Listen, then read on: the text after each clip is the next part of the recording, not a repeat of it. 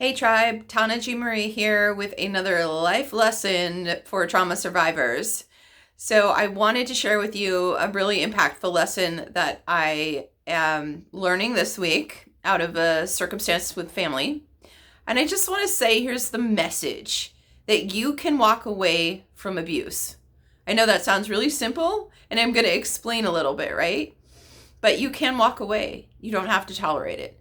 So often as adults, we replay our survival instincts that worked for us in childhood, right? Our patterns that kept us safe. And a lot of times they're just not so functional as adults. So I had an encounter with a family member that was very much rude and I'll just say borderline abusive. And I realized in the moment that I have this pattern where I tolerate something that's not healthy instead of just walking away. And this was really much ingrained into me from a child. As children, we can't run from our family. We can't walk away. So we do have to tolerate a lot of it. There's either a freeze response where we just shut down, or a fawn response where we try to, appease our parents, keep the peace. And sometimes there's a fight response that's really hidden, right? It's sort of frozen in the body because you weren't allowed to do it. So all of that came up basically when I had an encounter with a family member. I ended up being at the end of someone screaming at me, and my heart started racing, and I got into fight or flight. I realized that had been triggered. And here's the thing though, I engaged first and then I walked away.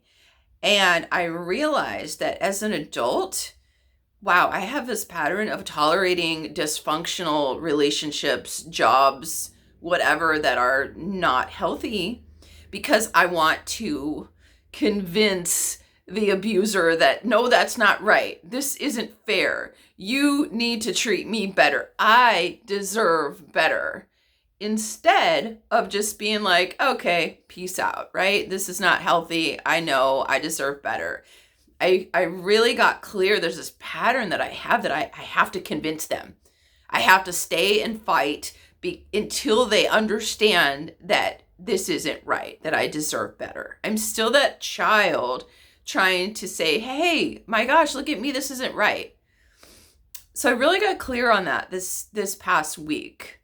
And I just want to share that with you because think about how you respond when you're in a situation that you know is not healthy. Do you want to fight? Do you want to run away? Does your body shut down? It's really helpful to sort of just take inventory. Hey, what's going on here? And especially if you're sticking around for stuff that's not healthy, people are not treating you well, it's great to ask yourself, hey, what am I trying to get out of this situation? And remind yourself that you have legs. Sometimes we forget when we didn't get to run away that we actually have legs, that we have adult choice, that we can be like, hey, it's over, I'm out. And I understand it's not so simple with family or with a job. You can't just be like, hey, F you, I'm out. But ultimately, you get to decide how you're treated. And it doesn't have to be a fight. You can just leave. I know, easier said, but that was sort of a revelation for me. And I hope that it gives you something to think about too. So you deserve better. You don't need to tolerate abuse. And I see you. I understand, and you know what? I feel like it takes a village to reparent a child, and so I want to encourage you to reach out to your support networks. That's been so important for me. In this particular instance, I wasn't able to bring healthy communication to the other party because that person's just not able to resolve something in a healthy way. So I had to deal with it on my own, which meant I had to reach out to numerous people several times in my support network to sort of process it on my own. And that's the good news, bad news. But reach out to your support. Know that you deserve to be treated well. All right. Take care, you guys. Bye.